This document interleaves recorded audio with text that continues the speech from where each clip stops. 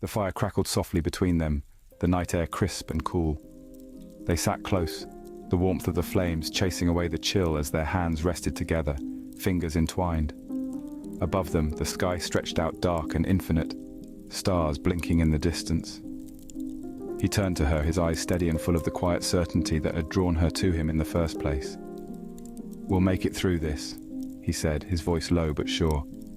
"No matter what happens." She tilted her head, studying his face, feeling the gravity of the moment settle between them.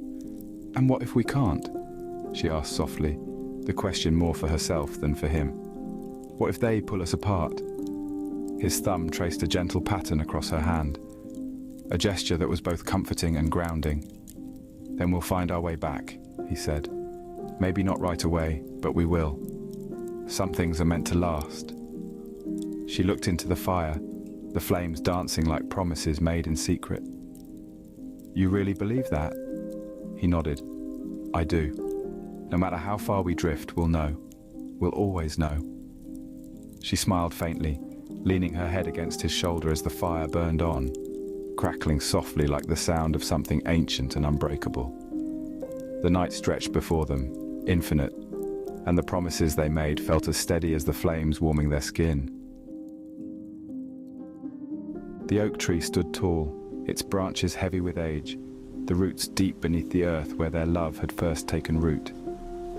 This was their place, hidden from the eyes of the world, where they had whispered their dreams and mapped out a future together.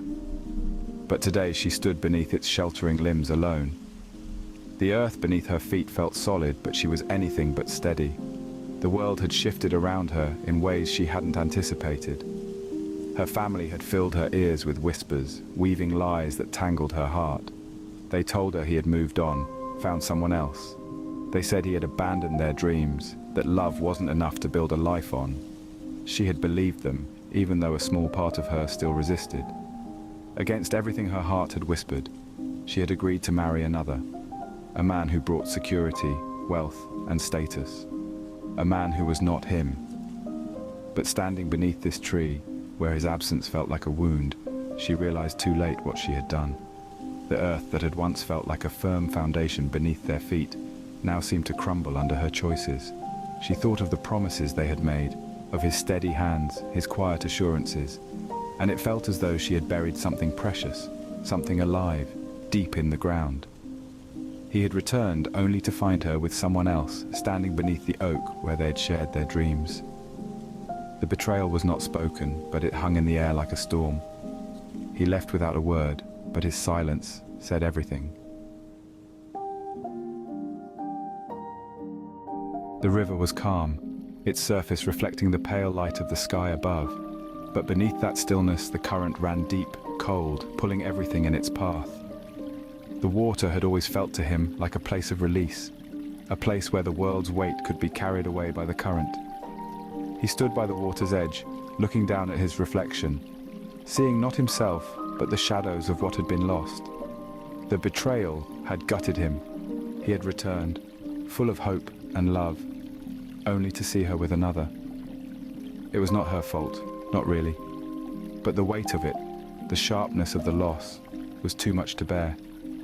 Instead of the river, he had gone to the oak tree in the dead of night. He tied the rope himself and let the earth fall away beneath him. His final thoughts were of her, of the future they would never share, and the broken promises that now felt like ghosts lingering in the air.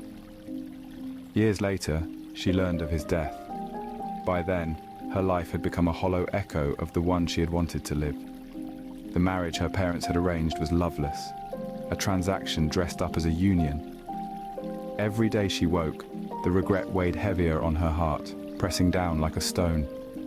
When she learned he had taken his life beneath their tree, something inside her cracked beyond repair. She turned to the only things that could numb the pain: alcohol, pills, anything to quiet the grief that consumed her. In the end, the river carried her too, but not with water. Her drowning came in the slow, sinking pull of addiction, until one night it claimed her completely. Their first life ended in the water, washed away in sorrow.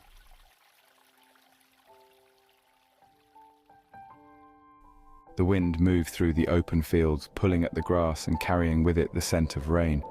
He stood on the hill, feeling the wind tug at his skin, a sense of something stirring inside him that he couldn't quite explain. He had always felt it, this pull, this quiet sense that something or someone was waiting for him just beyond the horizon. She stood beside him now, her presence steady, though they had only known each other for a few months. There had been an instant recognition, though neither could name it. From the moment their eyes met, it was as if something deep within him had clicked into place.